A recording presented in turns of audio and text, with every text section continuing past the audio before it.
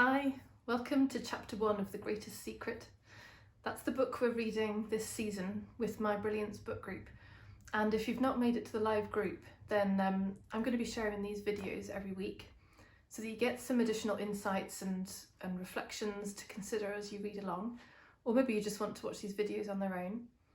And if you want to go in a bit deeper, then I've now got a membership on Patreon, so that you can join in there and get extra articles and questions and the chance to discuss with others in the community too, about what you're reading and what's coming up for you. So today we're getting into chapter 1, as I say, the first chapter that we're reading with the book group this week.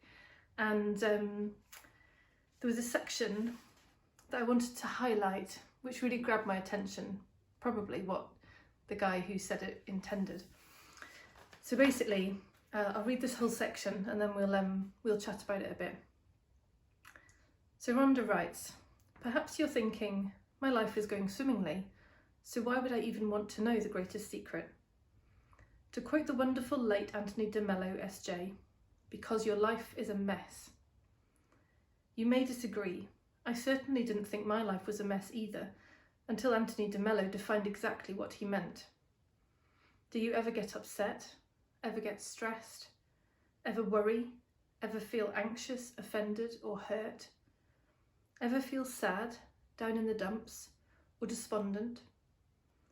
Are you ever unhappy or in a bad mood?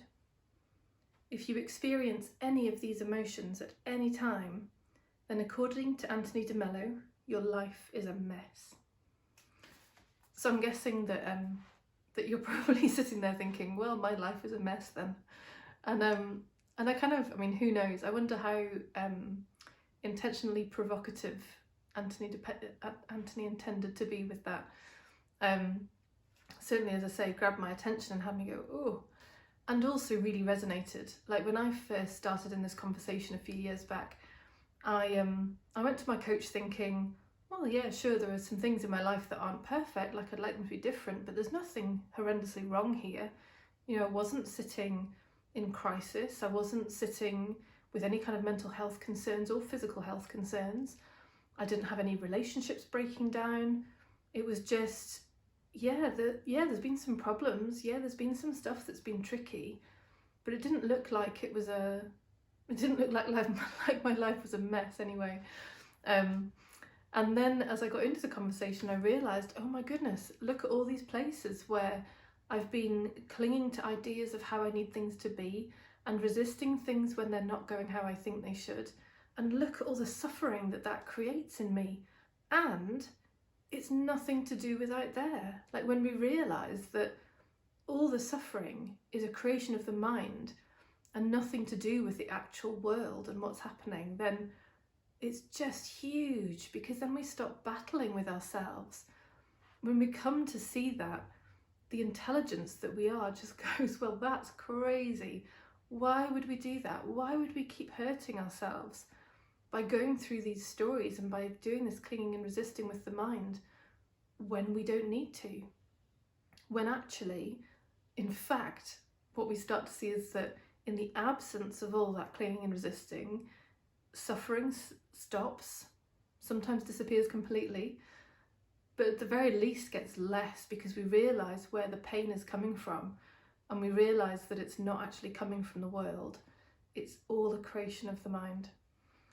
And which does connect with the quote that pain is inevitable and suffering is optional. So in some ways I disagree with some of what Anthony says, because I think there will always be sadness. I think there will always be times when we feel unhappy, and that's okay. Actually, those emotions can be beautiful when we know that there's nothing to fear in them. And in dissolving the confusion of the mind that causes the suffering, we do just get that pure experience of whatever it is that's happening right now, rather than being lost in the suffering of the story that goes along with it. So consider that for yourself. See where in your life perhaps some of these things that are counted as being a mess show up in your experience, and just start to get curious about what of that is actually happening out there, and what of that is is in here? What of that is my mind telling me something about how I think it should be and how I think the world should be operating, or how I think I should be operating? And just get curious that it's not telling you the truth. That story of suffering is not telling you the truth. It's just telling you a learnt program that you've picked up along the way of life, and that it's not necessary either to your survival, certainly not to your thriving. I'd love to know what you think.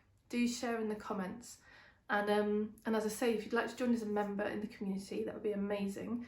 I'll put the link to Patreon below, and equally, if you want to just jump in and look at these videos every week, then great. And as I say, I'd love to hear from you if something comes up for you in this. Lots of love, take care, bye.